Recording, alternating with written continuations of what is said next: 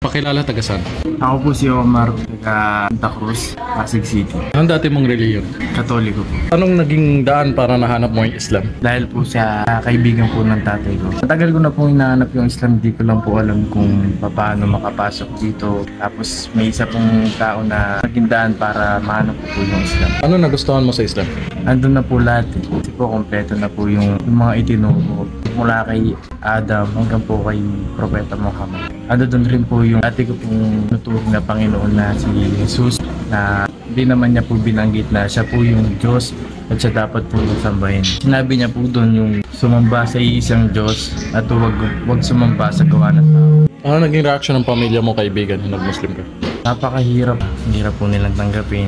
Nagalit din po sila ng konti. Bakit raw, ano po daw naisip ko, bakit ko daw po pinasok yung reliyong Islam, puro raw po terorista, ganun po, at mga masamang tao, kumapatay raw po. Sabi ko po sarili ko, pag-aaralan ko po yung reliyong Islam na pinasok ko para mapaliwanag ko po sa kanila ng maayos. Ano advice mo sa mga manonood, lalo yung mga hindi Muslim? Wag po tayo basta-basta mag-judge dahil hindi pa po natin alam o hindi pa po natin napag-aaralan yung reliyong Islam. Thank you for watching. For more videos, don't forget to follow, share, and subscribe to Ibrahim Kaisi.